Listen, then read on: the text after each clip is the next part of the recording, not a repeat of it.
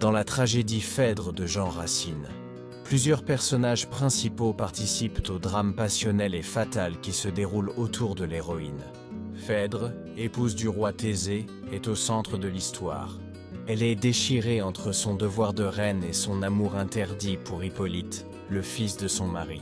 Cet amour, qu'elle considère comme une malédiction imposée par les dieux, la plonge dans la honte, la culpabilité et la souffrance.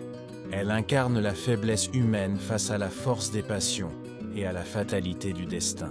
Thésée, roi d'Athènes et époux de Phèdre, est un homme courageux, mais aussi colérique et impulsif. De retour après une longue absence, il se laisse tromper par le mensonge d'Œnone et condamne injustement son fils. À la fin, il découvre la vérité, mais trop tard pour réparer sa faute. Hippolyte, le fils de Thésée et d'Antiope, représente la pureté et la vertu. Il fuit les passions amoureuses, mais finit par tomber sincèrement amoureux d'Aricie, une jeune princesse douce et vertueuse, ennemie du roi. Son amour pur et respectueux s'oppose à la passion coupable de Phèdre. Loyal et noble, Hippolyte est victime de l'erreur et du destin.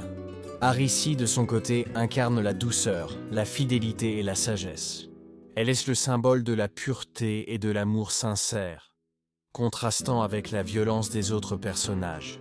Œnone, la nourrice et confidente de Phèdre, joue un rôle important dans la tragédie. Animée par l'affection et la peur pour sa maîtresse, elle lui donne de mauvais conseils et finit par provoquer la catastrophe en accusant faussement Hippolyte auprès de Thésée. Quand la vérité éclate, rongée par la honte, elle se jette à la mer.